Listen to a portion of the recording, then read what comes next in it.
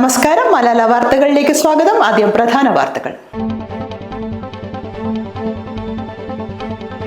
കോവിലകത്ത് മുറിയിൽ തന്നെ പരാജയപ്പെടുത്തിയത് ബി.ജെ.പി. കോൺഗ്രസ് അവിശുദ്ധ കൂട്ടുകെട്ടെന്ന് കോവിലകത്ത് മുറിയിലെ LDF സ്ഥാനാർത്ഥിയും CPM നിലമ്പൂർ ഏരിയ കമ്മിറ്റി അംഗവുമായ അരുമ ജയകൃഷ്ണൻ.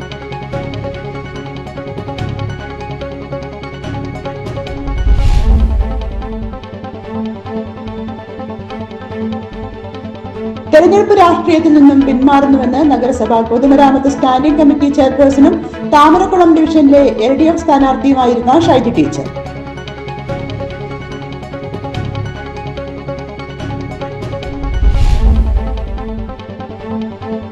പ്രമേഹം, രക്താതിസമ്മർദ്ദം, പക്ഷാഘാതം, പാലിയേറ്റീവ്, വൃക്കരോഗം തുടങ്ങിയ ജീവിതശൈലീ രോഗമുള്ളവരിൽ ക്ഷയരോഗ സാധ്യത നേരത്തെ കണ്ടെത്തി ഫലപ്രദമായ ചികിത്സ ഉറപ്പാക്കുന്നതിനുള്ള ശാക്തീകരണ പരിപാടിക്ക് ജില്ലയിൽ തുടക്കമായി.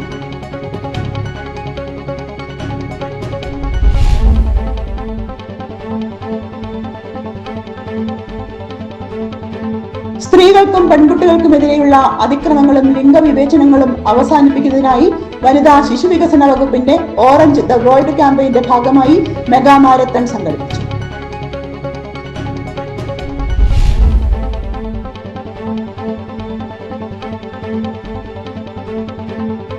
മൃഗസംരക്ഷണ വകുപ്പിന്റെ നേതൃത്വത്തിൽ ദേശീയ ജന്തുരോഗ നിയന്ത്രണ പദ്ധതി പ്രകാരം 7ാം ഘട്ട കുളമ്പ് രോഗ പ്രതിരോധ കുത്തിവയ്പും 3ാം ഘട്ടം ചർമ്മമുഴ രോഗ പ്രതിരോധ കുത്തിവയ്പും തുടങ്ങി.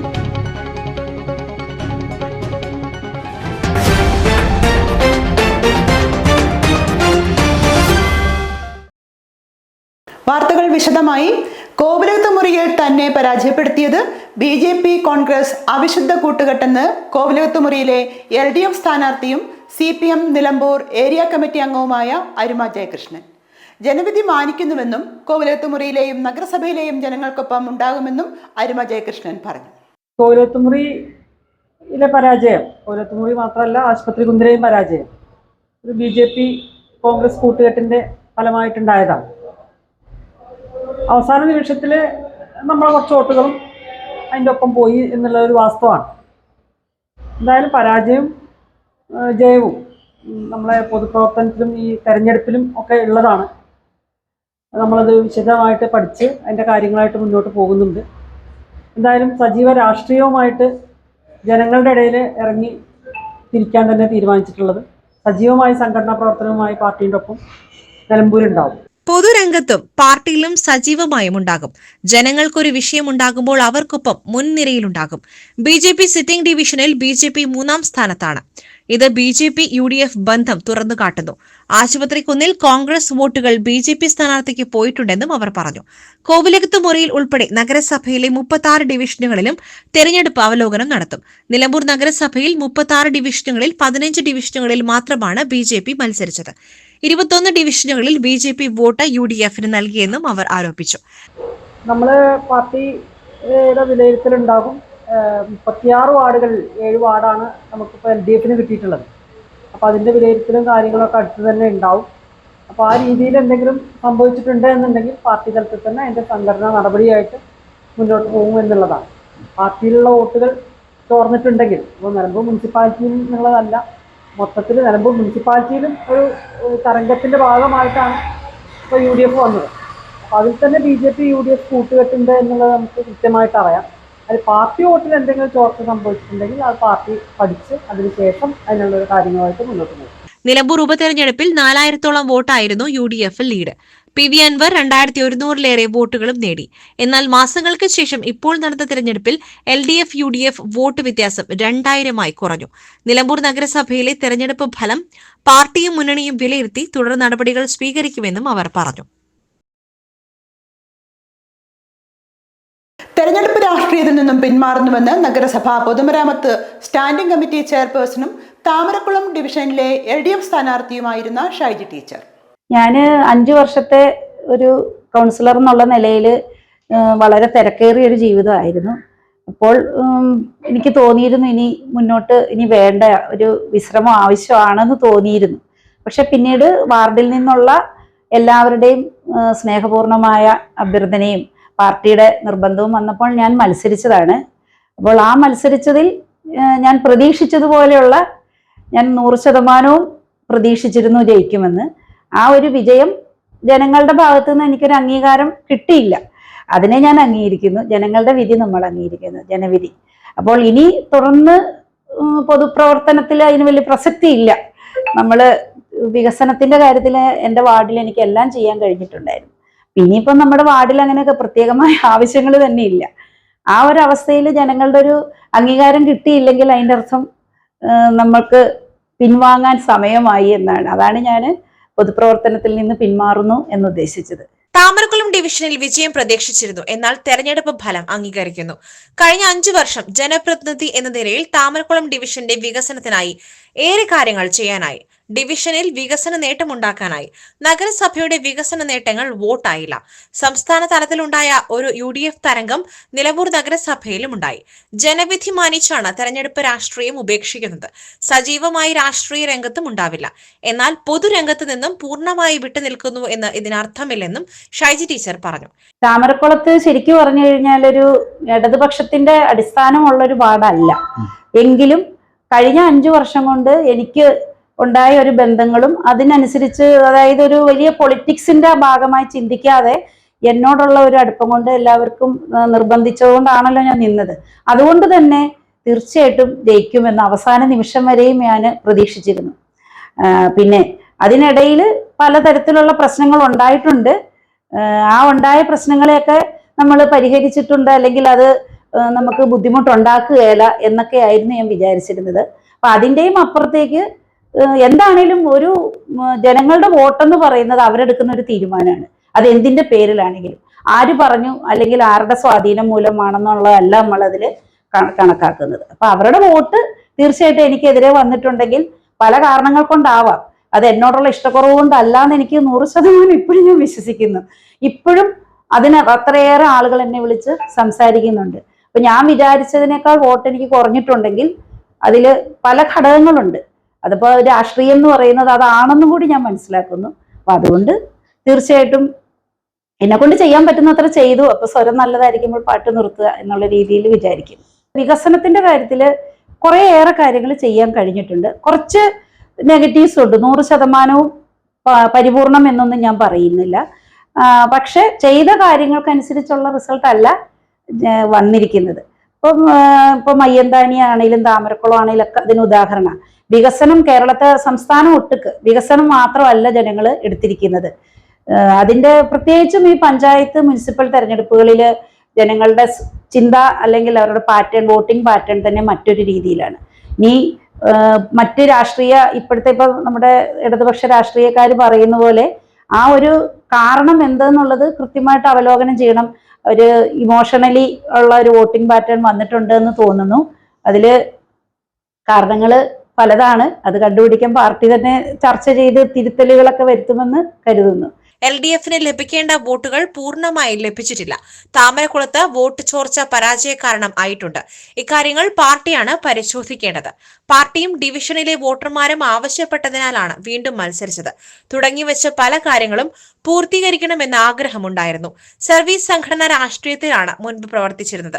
രാഷ്ട്രീയ രംഗത്ത് പ്രവർത്തിക്കുന്നതിനും ജനങ്ങളുടെ വിഷയങ്ങൾ മനസ്സിലാക്കുവാനും കഴിഞ്ഞ 5 വർഷം കൊണ്ടായി എന്നത് നേട്ടമായി കാണുന്നു. എന്തായാലും ഇനി തിരഞ്ഞെടുപ്പ് രാഷ്ട്രീയത്തിലേക്ക് ഇല്ലെന്നത് ഉറച്ച തീരുമാനമാണെന്നും അവർ പറഞ്ഞു. പ്രമേഹം, രക്താതിസമ്മർദ്ദം, പക്ഷാഘാതം, പാലിയേറ്റീവ്, വൃക്കരോഗം തുടങ്ങിയ ജീവിതശൈലി രോഗമുള്ളവരിൽ ക്ഷയരോഗ സാധ്യത നേരത്തെ കണ്ടെത്തി ഫലപ്രദമായ ചികിത്സ ഉറപ്പാക്കുന്നതിനുള്ള ശാക്തീകരണ പരിപാടിക്ക് ജില്ലയിൽ തുടക്കമായി. മങ്കട സാമൂഹ്യാരോഗ്യ കേന്ദ്രം ഹാളിൽ നടന്ന പരിപാടി ഡെപ്യൂട്ടി ജില്ലാ medical officer doctor Firoz Khan ഉദ്ഘാടനം ചെയ്തു. ജീവിതശൈലി രോഗമുള്ളവർക്ക് പ്രതിരോധ ശേഷി കുറയുന്നതിനാൽ ക്ഷയരോഗം പിടിപെടുവാൻ സാധ്യത കൂടുതലാണ്. ഇത് നേരത്തെ കണ്ടെത്തി ചികിത്സ ആരംഭിച്ചാൽ സങ്കീർണതകൾ ഒഴിവാക്കാം. ഇക്കാര്യത്തിൽ ഫീൽഡ് ജീവനക്കാരുടെ കാര്യശേഷി മെച്ചപ്പെടുത്തുന്നതിനുള്ള ഏകദിന പരിശീലനവും ഇതോടനുബന്ധിച്ച് നടത്തി. മലപ്പുറം ജില്ലാ TB officer doctor KM Noona Marja അധ്യക്ഷത വഹിച്ചു. പെരിന്തൽമണ്ണ MES മെഡിക്കൽ കോളേജ് ക്ഷയരോഗ നിയന്ത്രണ medical officer doctor P Fazeel പരിശീലനത്തിന് നേതൃത്വം നൽകി. ജില്ലാ education media officer KP Sadiq Ali, senior coordinator Jacob John, health supervisor P Haridas, MP Abdul Kareem, MCH officer O Sreedevi എന്നിവർ സംസാരിച്ചു. മങ്കട, കൂട്ടിലങ്ങാടി, മക്കരപ്പറമ്പ്, മൂർക്കനാട്, പുഴക്കാട്ടിരി, പാങ് എന്നീ കുടുംബാരോഗ്യ കേന്ദ്രങ്ങളിലെ ആരോഗ്യ പ്രവർത്തകരും MLA സ്ത്രീകൾക്കും പെൺകുട്ടികൾക്കുമെതിരെയുള്ള അതിക്രമങ്ങളും ലിംഗവിവേചനങ്ങളും അവസാനിപ്പിക്കുന്നതിനായി വനിതാ ശിശു വികസന വകുപ്പിന്റെ ഓറഞ്ച് ദ വേൾഡ് ക്യാമ്പയിന്റെ ഭാഗമായി മെഗാ മാരത്തൺ സംഘടിപ്പിച്ചു.